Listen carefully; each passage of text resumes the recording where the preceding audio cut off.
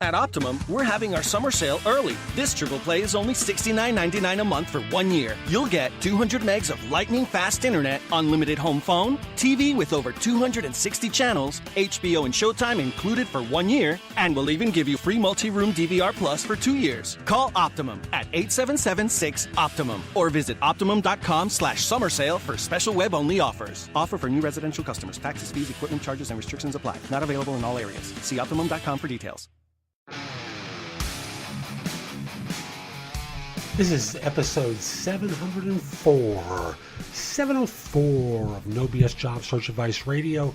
I'm Jeff Altman, the big game hunter. I'm the head coach for JobSearch.Coaching.HQ.com and NoBSCoachingAdvice.com.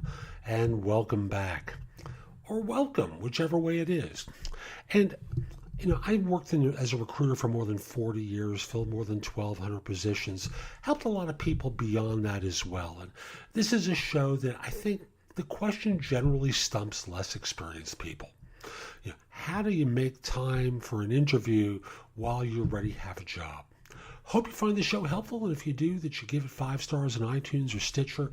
It does help other people find the show. And by the way, please subscribe to my other show, which is called Job Search Radio. And Job Search Radio is out Monday through Friday, whereas this show this year is focused on interviewing in all its various forms. Job Search Radio covers everything else. So I hope you find this one helpful, and let's get going. So the question for today is, how do you make time for an interview when you already have a job? Now, more and more people are doing phone interviews. More and more companies do phone interviews initially as part of their process. So I'm not going to address that. I think you all are pretty bright and can handle that without me. I'm going to talk about the in-person one because those really take the most amount of time. So the first thing is consider the before 9 or after 5 interview. Can you do this where you get into work a little bit late, but the interview starts, let's say normal starting time would be 9. Let's say the interview starts at 7:45 and or 8 o'clock and you're arriving late. So once you arrive late, you basically use the excuse of the alarm didn't go off. I forgot to set it last night. I hit traffic on the way in.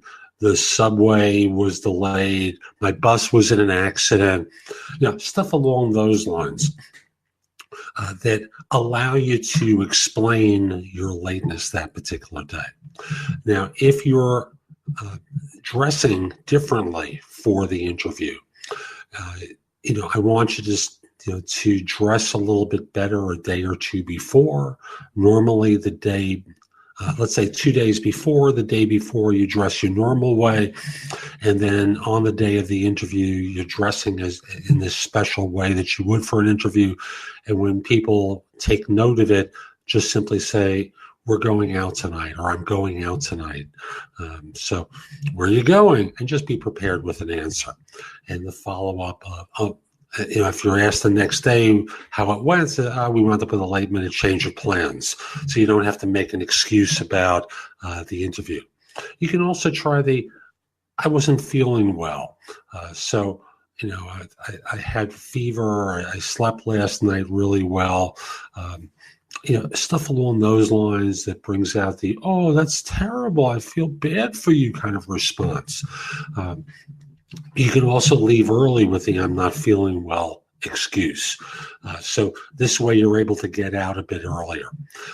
You can also take the day off and say, I'm going to work from home today and log in remotely and then disappear.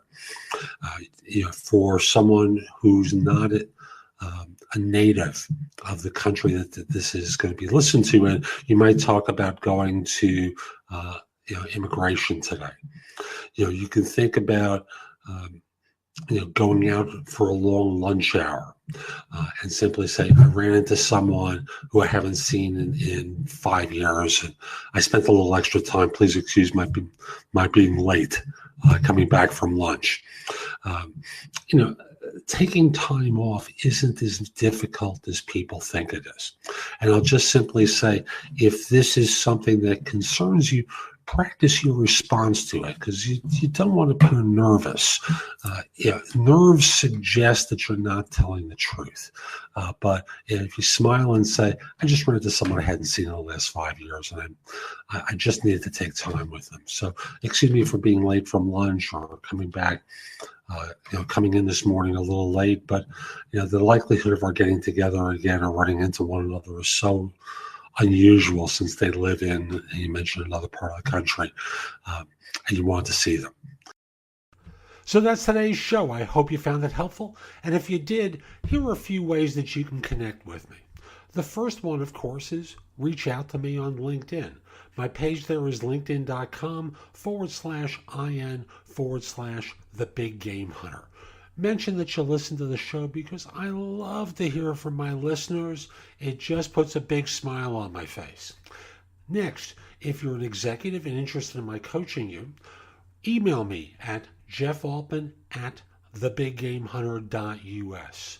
Mention in the subject line that you're interested in coaching. I'll reach back to you. We'll set up a time to speak. We'll figure out whether this makes sense. I want to be clear. I'm not here to be your recruiter. I no longer do search work. I'm a coach helping people find their next position. And as such, my work is not free. I'm not doing this as a charitable endeavor. I'm here to see whether I can help you and whether your background is something where I can be of service.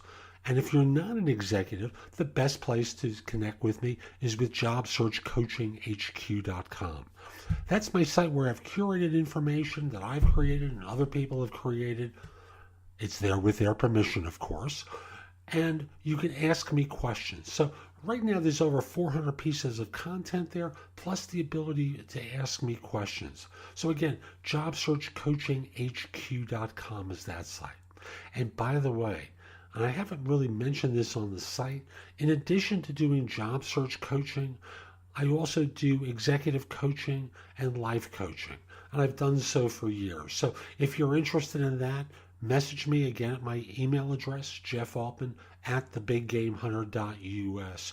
Tell me about what you're interested in, and I'll get back to you and we'll talk about it. Hope you found this helpful, and in the meantime, have a great day. Take care.